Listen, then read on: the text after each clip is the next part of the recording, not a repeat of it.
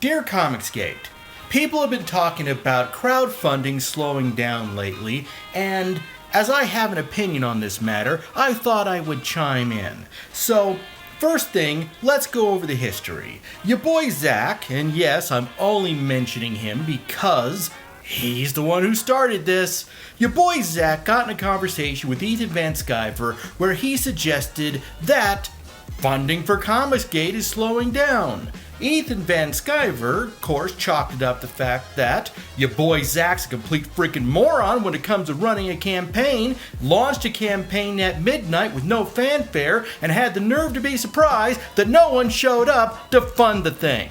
But this has now slipped out to the rest of the aether, and we've got all these people talking now, is funding for Comicsgate through crowdfunding slowing down? Look, I can't give you an answer to that. I can't speak to the numbers that other people are getting.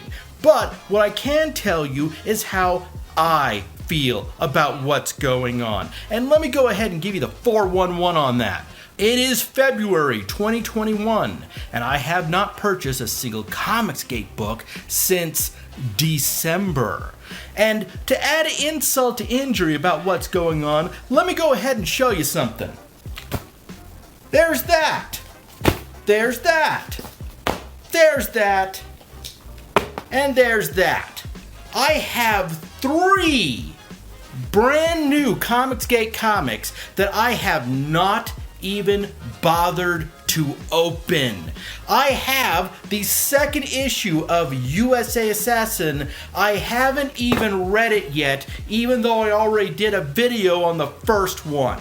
And as I am looking out at the landscape of Comicsgate and trying to figure out why I personally am not backing Comicsgate books anymore and why I'm not even bothering to read the books I've got, one thought keeps coming to mind. Well, correction, it's 3 thoughts. 3 thoughts, 3 points. Let's go ahead and break them down.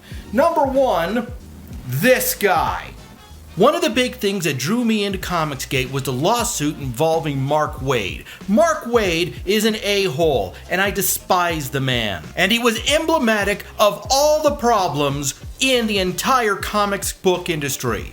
He was the self-proclaimed gatekeeper, keeping people out of the comic book industry and propagating the leftist agenda that had destroyed the comics industry. So, seeing a lawsuit to call him, and by extension, all the other SJWs to account for their behavior over the years was, in my opinion, a good thing. And a lot of people out there, I believe, felt the exact same way I did.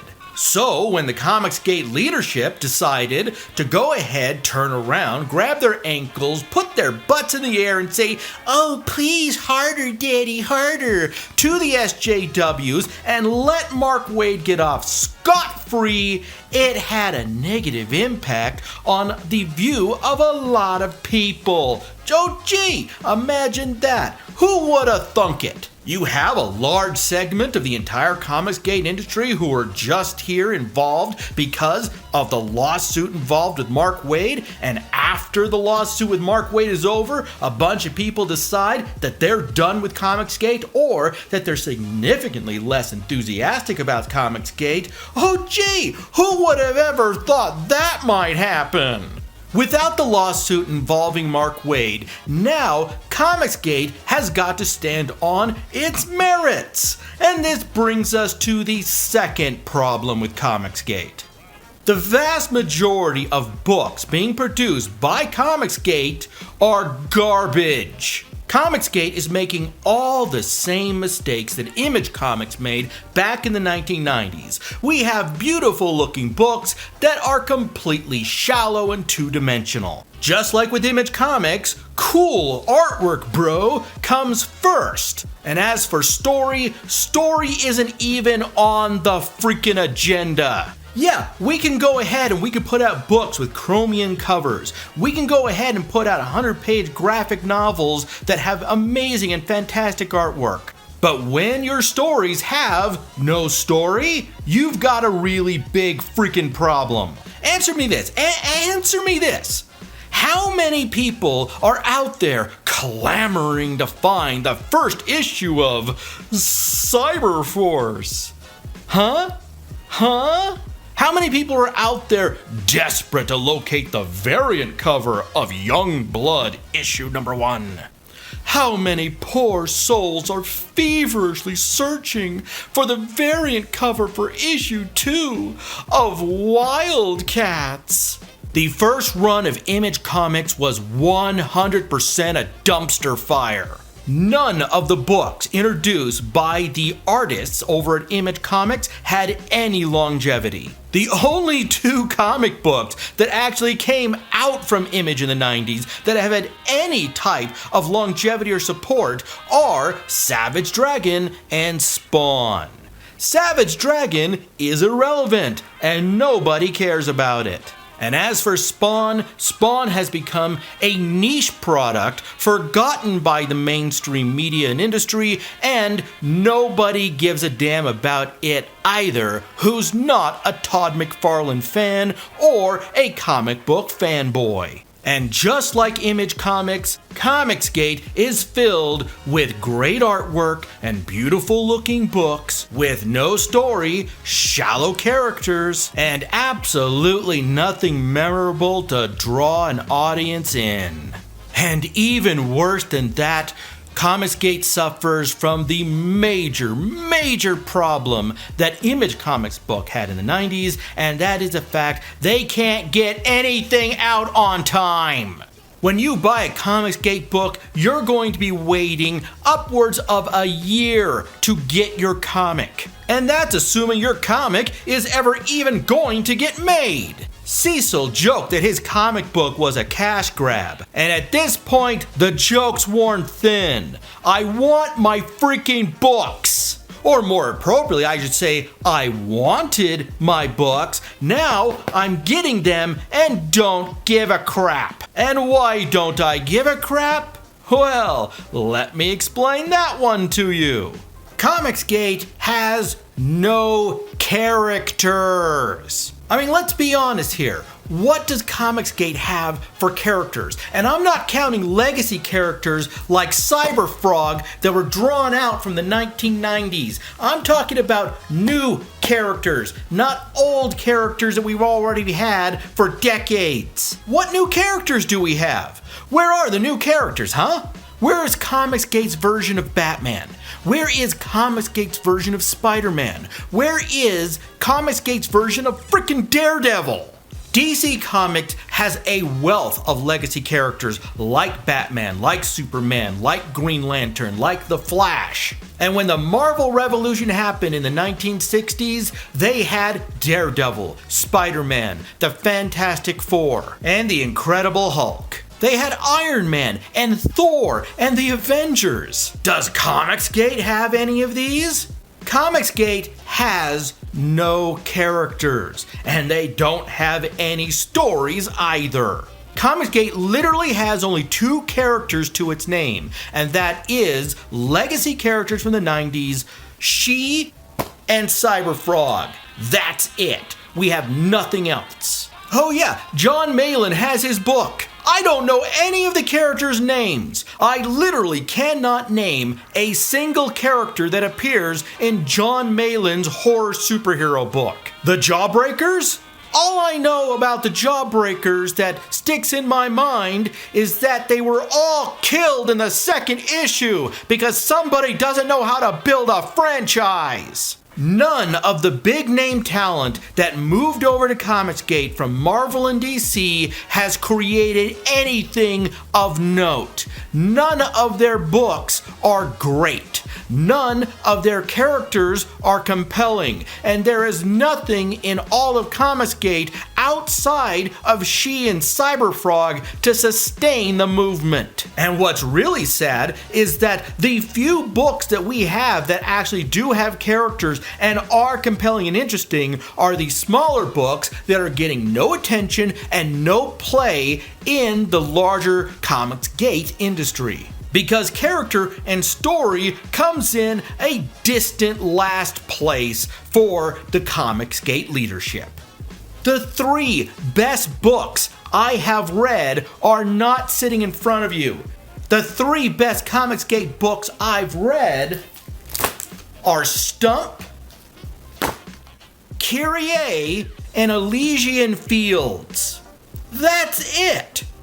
Stump is the only character that's just named character that we actually have in the entire Comicsgate industry that is not a legacy character from the 1990s. He is the only character that I've seen produced that actually is fun, interesting, has a name I can remember, and I actually give a crap about what happens to this character and want to see more of his story. Kyrie is without a doubt the #1 best written book in all of Comicsgate. It is absolutely amazing as a story, and I highly recommend everyone back this book because there isn't a single book that you're going to find in Comicsgate made better than Kyrie. And finally, we come to Elysian Fields. Elysian Fields, which I only have a digital copy, which is why you're not going to see it here laid out across my bed,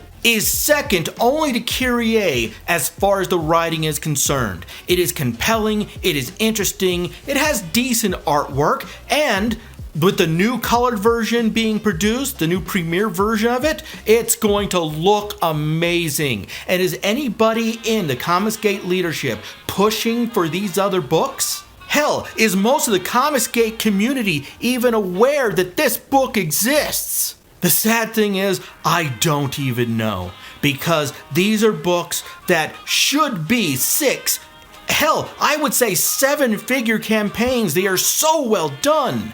And instead, they are 5-figure campaigns, which is a freaking tragedy because Comicsgate is not going to be built on the backs of John Malin, Cecil, and Ethan Van Sciver. It is going to be built on the backs of Nathan Rosario and Matt Krotz.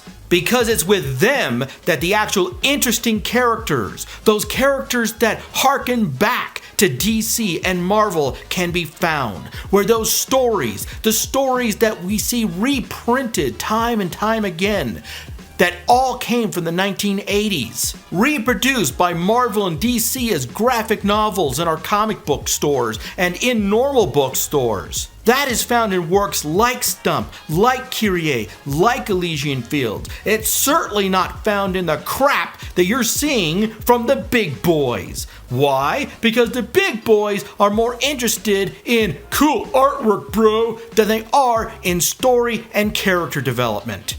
And this brings me to my final words on this particular subject. Despite assurances of the contrary, Comicsgate does have a leader, and that leader is Ethan Van Sciver. Whether he wanted the job or not, he is the Stan Lee of the Comicsgate industry. And it doesn't matter that he doesn't want that responsibility, it's just how things are. As a creator, Ethan Van Sciver cares about 3 things.